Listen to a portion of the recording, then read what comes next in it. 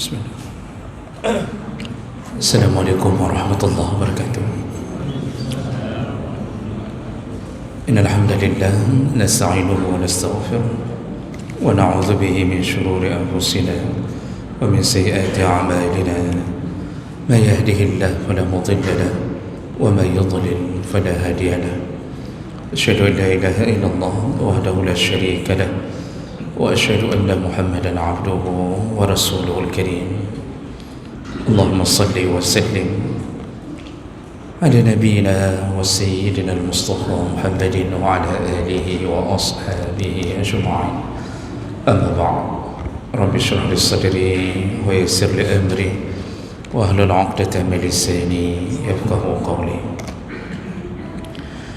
Segala puji bagi Allah, kemudian salawat dan salam kepada Rasulullah, pada keluarga dan seluruh sahabat-sahabatnya yang Allah muliakan, insyaAllah, seluruh pengurus masjid beserta seluruh jamaah, bapak-bapak dan ibu-ibu. Dan pertama sekali saya mengucapkan taqabbalallah minna wa minkum. Semoga Allah menerima amal kita yang telah kita lakukan di dalam Ramadan, insyaAllah. Dan sebelum kita melanjutkan pembahasan, ada perkara yang perlu diperhatikan, bahawa salah satu tanda bahawa Ramadan kita diterima oleh Allah Subhanahu wa taala yaitu berlanjutnya kebaikan. Maka dalam tafsir ayat di dalam surat Ar-Rahman, Allah mengatakan fahal jazaa'ul ihsan illa al-ihsan. Kalau Allah membalas, atau kalau Allah ingin membalas suatu kebaikan, illa al-ihsan, maka tanda kebaikan yang dahulu diterima adalah berlanjutnya kebaikan yang baru. Nah, jadi makanya setelah Ramadan ini ada kebaikan-kebaikan yang Allah anjurkan. Di antaranya melakukan puasa Syawal.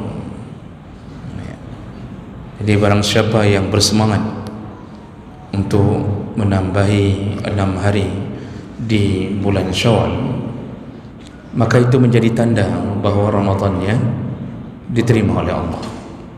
Nah, jadi muncul keinginan untuk berbuat baik. Ya. Barang siapa yang setelah Ramadan bertambah kedermawanannya, ya, jadi terus ingin melakukan kebaikan yang baru, itu tanda bahawa Ramadannya diterima oleh Allah Subhanahu wa taala. Dan kebalikannya, Bapak Ibu yang Allah muliakan, kalau setelah Ramadan kita langsung berhenti beramal, jadi tidak pernah pegang Quran lagi, tak ada lagi puasa-puasa sunnah yang bersambung, tidak ada lagi sedekah-sedekah, itu menunjukkan Ramadan kita kemungkinan besar tertolak di sisi Allah. Nah, ini yang kadang-kadang terjadi pada sebahagian orang. Jadi ada penyembah-penyembah Ramadan. Jadi bukan menyembah Allah, Ramadan telah berlalu, maka dia pun berlalu. Padahal Allah masih ada dan terus ada, dan seharusnya dia tidak menyembah Ramadan tapi menyembah Allah Subhanahu wa taala. Nah, ini yang perlu kita renungkan lebih dahulu. Baik. Kita masih membahas tentang adab-adab dalam bersedekah. Dan sebelum Ramadan atau beberapa pertemuan dalam Ramadan, kita telah membahas beberapa adab, dan di antaranya yaitu hendaknya bersedekah benar-benar ikhlas karena Allah Ta'ala. Ya, jadi jangan berharap puji, jangan berharap balasan daripada orang yang kita sedekahkan. Kemudian hendaknya kalau bersedekah utamakan dulu kerabat yang paling dekat.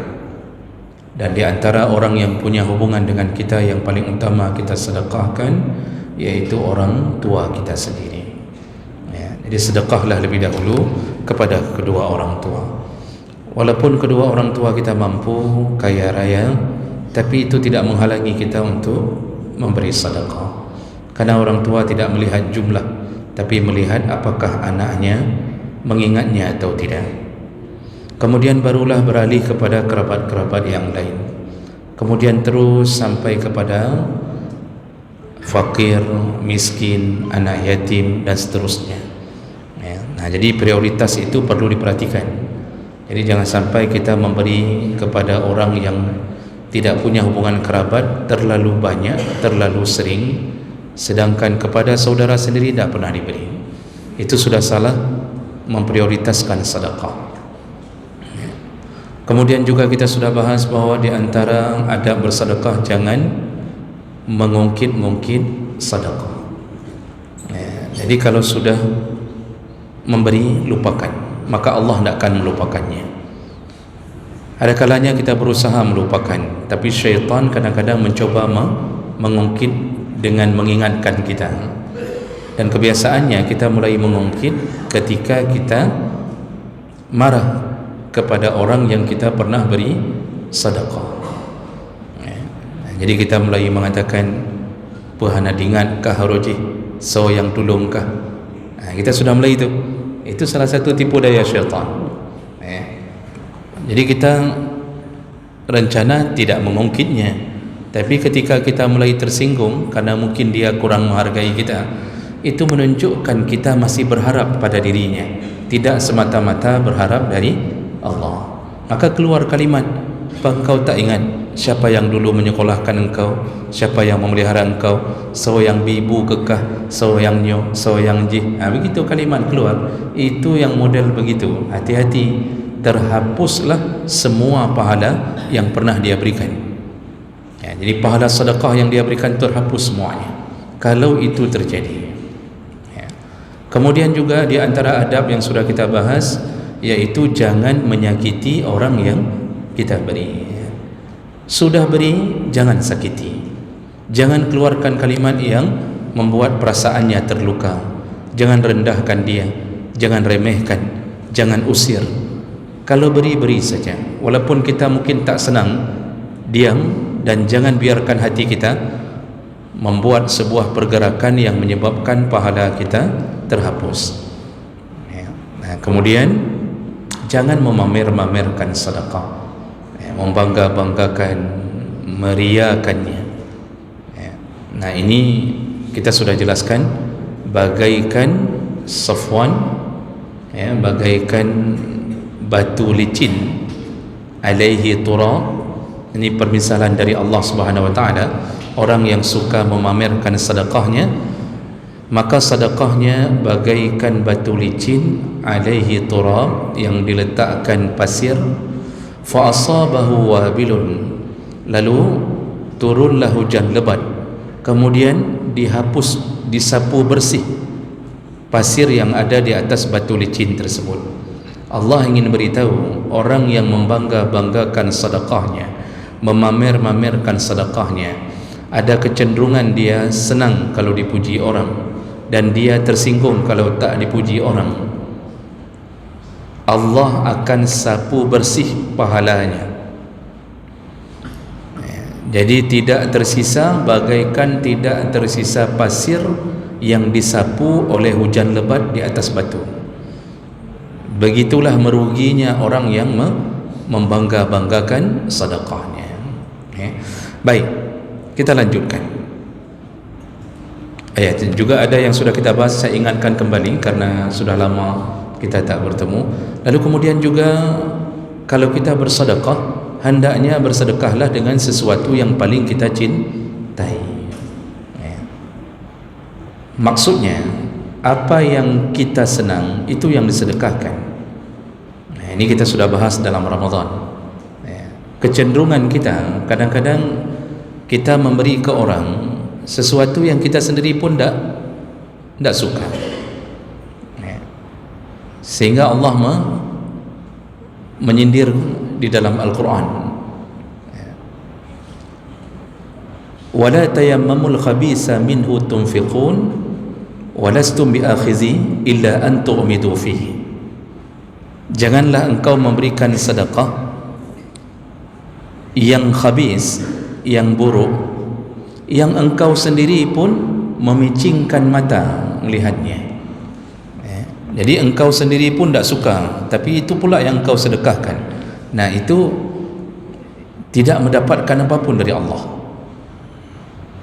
Sering tidak Bapak Ibu, kadang-kadang kita ketika menyortir ayam yang sedang kita masak, kalau orang punya sifat seperti ini, maka yang dia bagi, dia berbagi juga. Dia akan berikan ke tetangga-tetangga, dia berbagi. Tetapi yang dia bagi, yang dia tak suka. Nah, makanya untuk tetangga dipilihnya bahagian leher, yang anak-anak bahagian leher, kemudian aki mano, apa itu namanya itu, ceker, kan?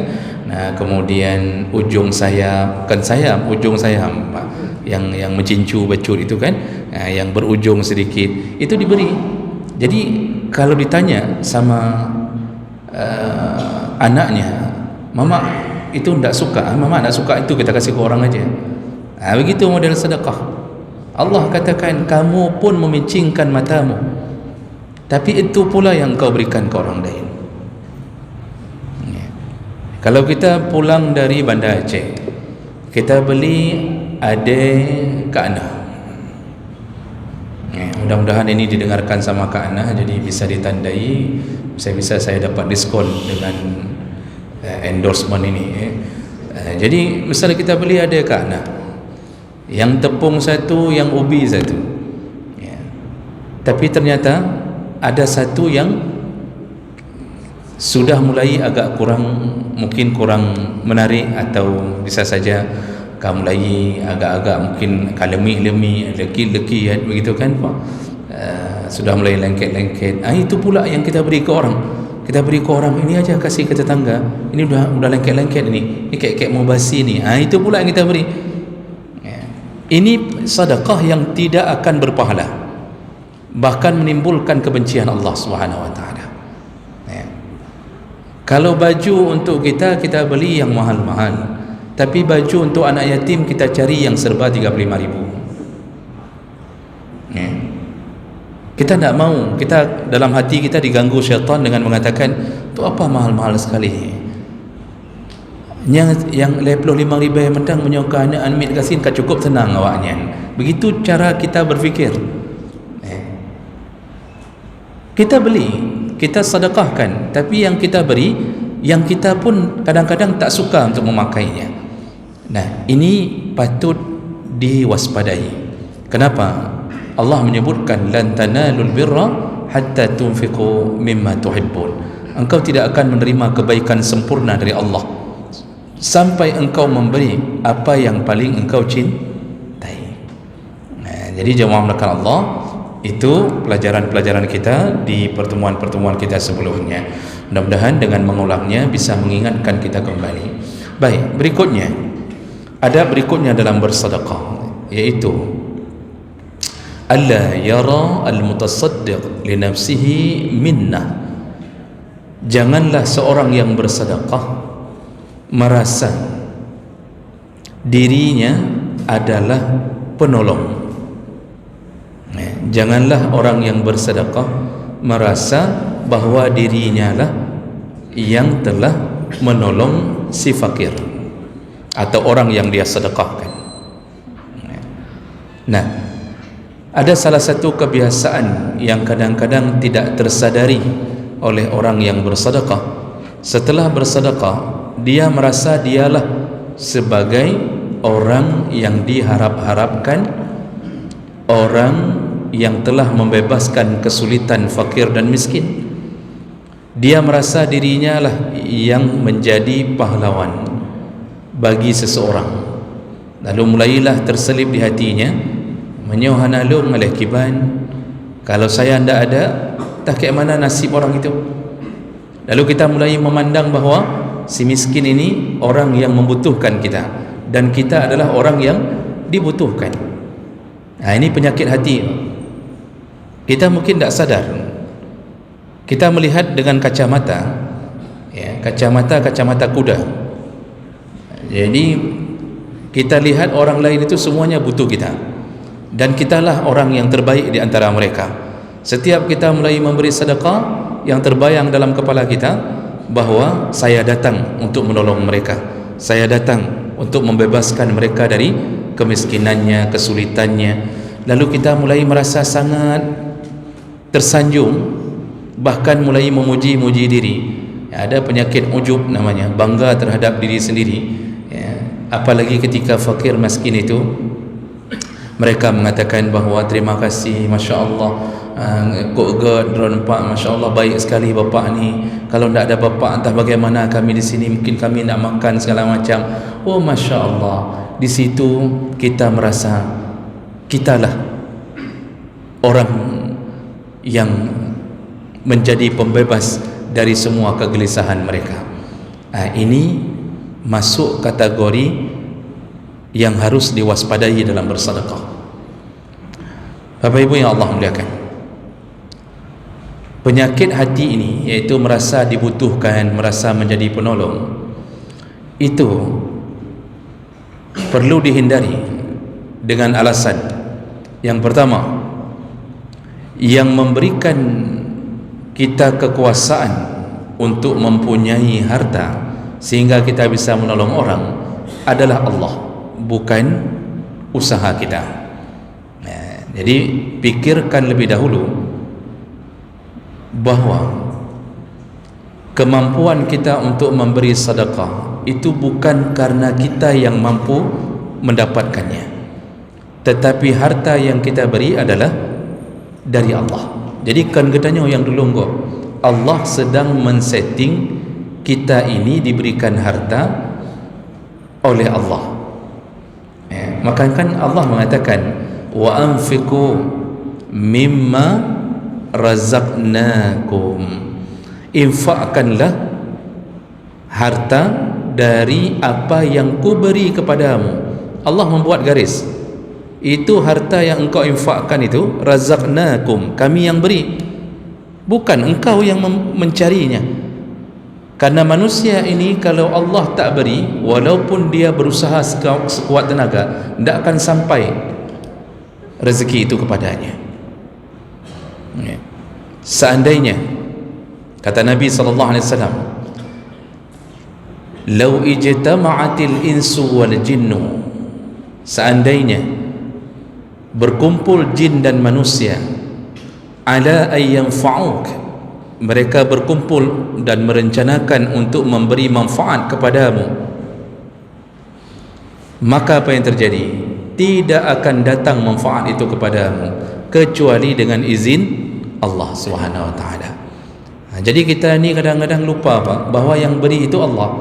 Kita ini jadi PNS itu bukan karena hebatnya kita mengikuti tes itu, bukan karena hebatnya kita mampu menjawab soal, tapi karena Allah mengizinkan kita di situ. Kita ini lulus P3K itu karena izin Allah. Walaupun sudah lulus pun kita menyesalinya karena tak dibayar-bayar sampai 2026. Kalau diundur pun Oktober menyona. Kita ini punya harta, kita menjadi pengusaha, kita jadi apapun, itu sama sekali bukan karena usaha kita. Kalau kita merasa itu usaha kita, maka kita telah sama watak kita dengan watak Qarun. Kan Qarun itu kalimatnya, waktu ditanya kenapa engkau Masya Allah kaya sekali, apa jawaban Qarun? Ini kudapatkan min ilmi, dari ilmuku, usahaku. Maka menyona orang pegah bahawa nyolong kahek aku usaha, nyolong kaya orangnya, saya kaya hari ini itu karena usaha saya.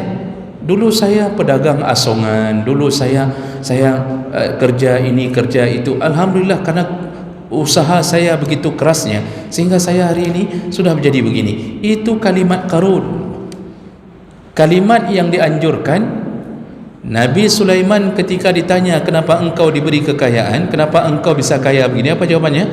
Hadza min fadli rabbi, ini adalah pemberian Allah. Tak ada sedikit pun kata Sulaiman, ini hasil usahaku, tak ada. Nabi Sulaiman tahu betul dia itu diberi oleh Allah. Makanya ketika kita menolong fakir, itu jauhkan sifat seakan-akan kita penolong, dengan alasan yang pertama, yang kita dapatkan untuk tolong itu dari Allah Subhanahu Wa Taala. Itu yang pertama. Kemudian yang kedua, wa an'ama alaihi, dan diberi nikmat oleh Allah, kita diberi kemudahan hati untuk bersedekah. Banyak orang yang sudah kaya tapi tidak diberi kemurahan hati oleh Allah untuk bersedekah. Jadi kita ini pelit tak pelit juga bahagian daripada kasih sayang Allah. Kalau Allah menginginkan hamba itu menjadi penduduk surga, maka Allah Subhanahu Wa Taala juga akan memberikan dia banyak jalan-jalan menuju kebaikan. Salah satunya adalah diberikan kemurahan hati, mudah bersedekah. Sering kita dapatkan Bapak Ibu di dalam lingkungan hidup kita, orang kaya di dalam komplek itu ada 5-10 orang, tapi yang suka bersedekah cuma 2 orang. Yang lain sukanya apa? Jalan-jalan, jalan ke Malaysia, ke Singapura, jalan-jalan ke mana-mana itu, dan itu dia bangga-banggakan. Tapi buat sedekah mana?